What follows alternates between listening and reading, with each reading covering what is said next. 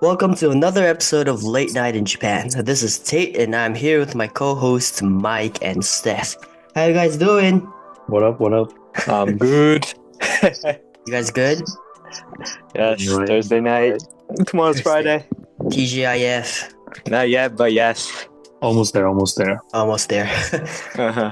So it's October, but there's still days that record over 30 degrees in Japan. What do you think about that? I'm gonna be straight up. It sucks, but almost. It is getting better. It is getting Yeah, it better. is. So, I'm looking forward to fall finally coming. Yeah. And we don't have to use the air conditioner anymore, though. That is true. I'm not. true. So it's getting better. Yeah, the nights, especially the nights, is getting pretty cold. Yeah, it's getting cooler. So, to get back on track, we're three guys with a mix of local and international experiences, and we're here to share our thoughts on our life in Japan. And for today's episode, we will be talking about Japanese stereotypes, continuing from the previous episode.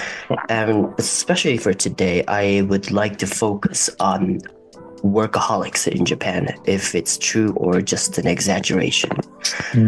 And before we start, I just wanted to clarify the definition of workaholics.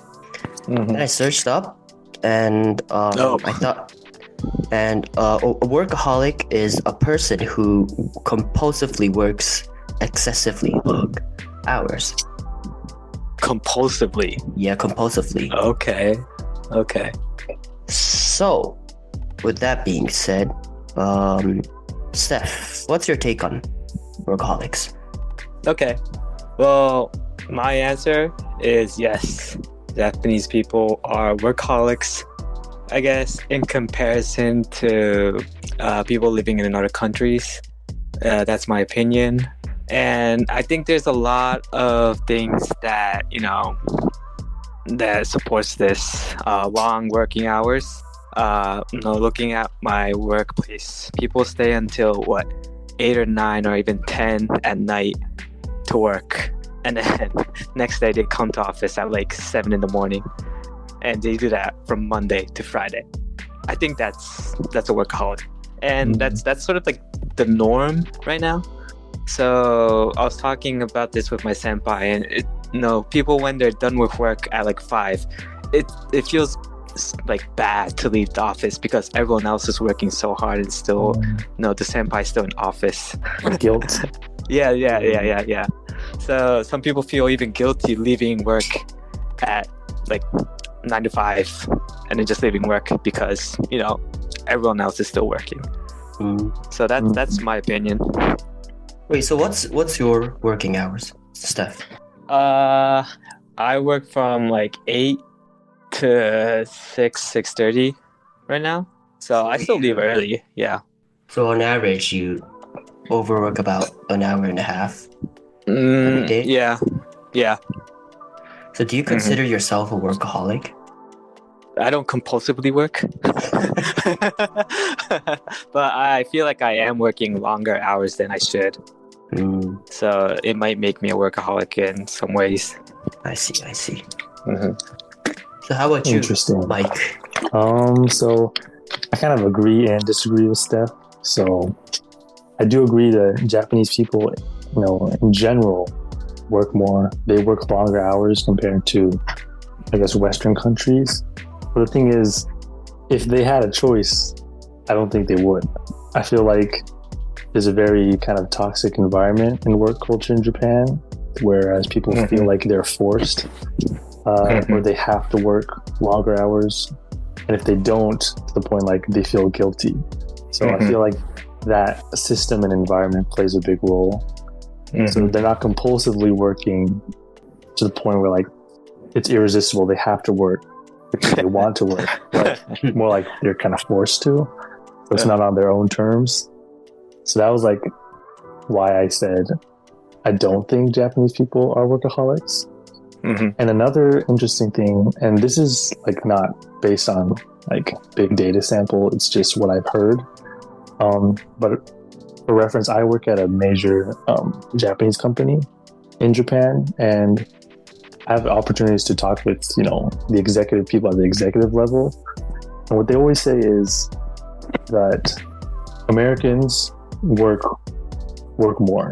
And what they mean by that is not generally speaking, but those executive level people at major US corporations are working more than the Japanese executive level people at Japanese corporations.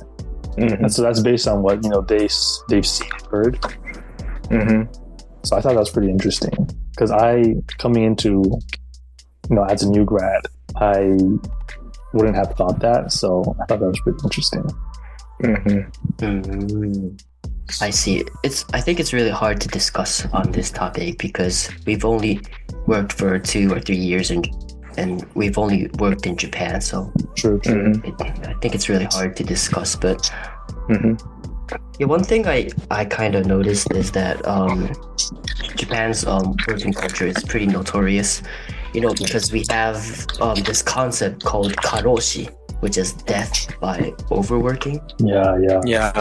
Is that like a global thing, or is that just in Japan? Nah, I think it's just in Japan. Yeah. Like having a term just for overworking, I think it's cultural. Yeah. So it's becoming a social problem in Japan, and my opinion for workaholics is that I won't say Japanese people entirely is workaholics, but since we have this concept called karoshi, like there are parts of Japan that cannot be ignored Mm-hmm. about this topic. Mm-hmm.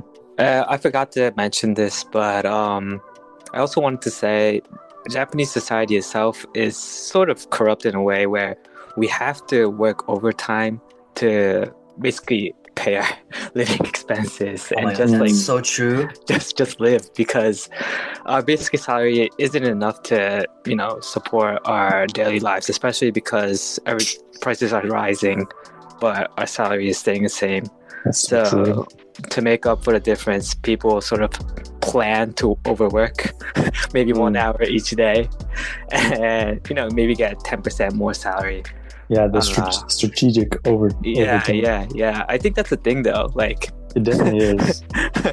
Because like you mentioned, I guess just living expensive over time continue to go up while the salary has just been stagnant for the whole time. Yeah. So it's becoming less and less it's manageable to live with the same salary, so people strategically would work overtime so they can get that extra pay, which is bad because then you become less productive. Yeah. And that's not good for the company as well. So it's just like this whole kind of bad cycle. Yeah, it's not beneficial for both sides. Unless your company has minashi zangyo seigo, where they pay you like 40 hours a month. Uh-huh. So if you work more than 40 hours of overtime, then you're kind of losing. But if you keep your overtime under 40 hours, it's kind of like a bargain. Yeah, you're benefiting from it. Yeah. I feel like Minashi Zangyo is only seen in like foreign affiliated companies, not like old school Japanese companies. That is true. Yeah, and maybe not JTC. JTC? Is that what Japanese traditional what they call companies? JTC? Japanese traditional companies. Oh. So the OGs. Yeah, the OG companies don't have that.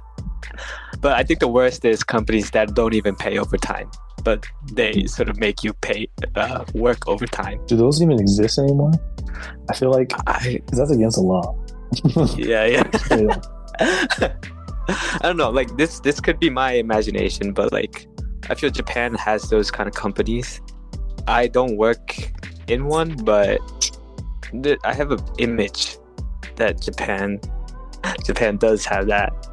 Mm-hmm. Yeah, I wouldn't be surprised though if they did.